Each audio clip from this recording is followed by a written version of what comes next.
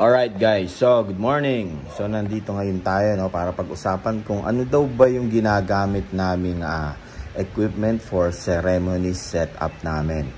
And then may mga nagtatanong din kasi sa atin tungkol dito sa ating DMX over network cable extender. So ito yun Actually, ito yung usual na ginagamit namin sa mga wedding ceremony natin para hindi na kami magastos sa XLR cables. Tsaka mapag-usapan din natin yung regarding dito sa over network cable. Ano nga ba yung usual na nagiging problem ng iba dito sa over network cable natin. Okay, so pakita ko lang muna sa inyo. Ito yung ginagamit natin for our mixing console.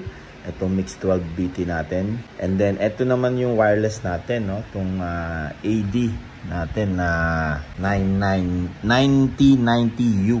Ito na mga wired microphone natin is yung R21 ng Samsung, diba? So ito yun, dynamic microphone to. So ito na yung mga walang on and off. So paano namin sineset up yan? So meron tayong over network cable extender. Yan 4 channel. So ginagawa namin dyan from dito sa wireless microphone. Yan. So lalagay ko yan dyan sa 1 and 2. And then ito namang wired microphone natin, dynamic microphone, Tandaan nyo, dapat dynamic, para mas maganda yung ano niya, kumbaga nakabalance yung labas niya, Dito yan sa 3 and 4. Okay? And then gamit kayo ng Cat 6 na LAN cable. Yan, mahaba yan, 30 meters yan. So ito naman ngayon yung male ng over network cable extender natin. So yung 1 and 2, 1, 2, ilalagay na namin yan sa 1 and 2. Tapos itong 3 and 4, syempre 3 and 4 para hindi tayo malito. Now, 1, 2, 3 and 4 gagamitin natin dito. And then kung meron kaming music source, nilalagay na lang namin dito sa 8 or dito sa 11 and 12 or sa 9 and 10 na channel. Okay? Pag sa 9 and 10 na channel ginagamit namin, so gumagamit kami nitong PL na to. Tapos ito, connect na lang natin to sa sa device natin, kung laptop, kung sa cellphone na Android, or kung ano man ang ginagamitan natin ng mga music source.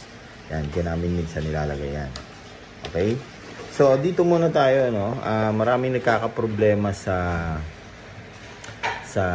natin, sa over network cable natin. Bakit daw sa kanila may ugong pa rin?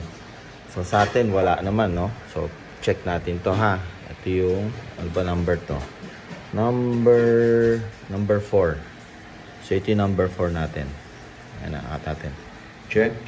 Hey, sound check. Taasan pa natin. Check. Hey, sound testing mic check. Check. Okay. Taasan natin itong gain. Hey, sound mic check. Gaya ko na. Nandito lang tayo kasi sa sala. Ayan. Hey, sound check, testing mic check. So, yung dynamic natin, walang kaproblema, wala kayong maririnig na haze sound.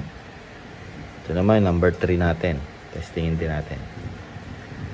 Hey, sound testing mic check. So, parang mas malakas tong isa na to, Hey, sound testing mic check. Yan. Sound check, testing mic check.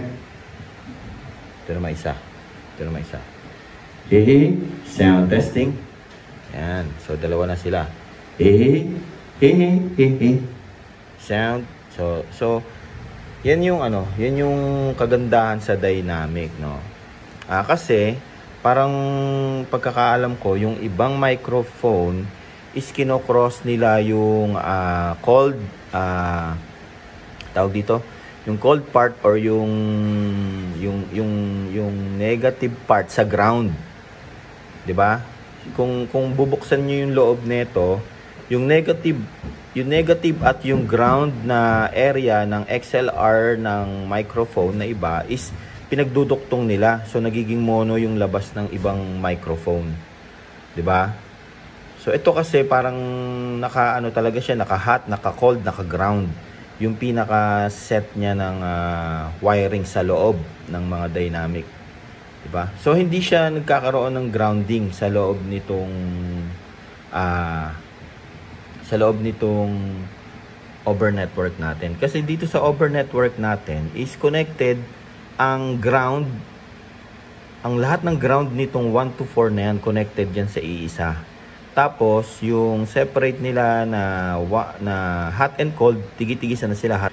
And then yung ground nila is iisa lang ang linya. Kaya kapag yung mga microphone nyo is hindi dynamic or naka-cross yung ano nila, yung pinaka-grounding nila sa pinaka-cold ng connection ng microphone is talagang magkakaroon kayo ng haze or yung merong grounded talaga mangyayari kahit ano isalpak nyo dyan. No? So, dito naman tayo sa wireless microphone. So, ganun din. Kailangan nakabalance din yung XLR cable nyo. Yan, nakabalance. No? And then, ito, check natin to ha. Number, ano ba to? Lakas ito eh. Check. Sound testing mic check. Diba? Ganda tong AD na to. So, itong next naman natin itong isa. Sound testing mic check. Testing sound check. Testingin nga natin sa FX. Lagyan natin. Sound check. Testing mic check. Sunod na tanong nila, sir, ito bang pwede ito sa mga acoustic setup? Yes, pwede yan. Na-try na namin yan. Na-try na namin gamitan ito sa acoustic setup. Bali, ang ginawa namin is yung 1 and 2 is kinonekta namin sa aming direct box. I-discuss na lang natin sa susunod na video. So, guys, yun lang ang natin, ang mai-share natin ngayong araw. Sana may mga natutunan kayo. Thank you pala sa lahat ng mga sumusuporta at nanonood sa amin. Sa mga hindi pa nag-subscribe, mag-subscribe kayo dyan sa baba. No? And then, paki-follow na lang, tsaka paki-ring ng bell para sa mga updated videos namin. Thank you pala sa lahat na nanonood hanggang dulo. Thank you and God bless. Alright.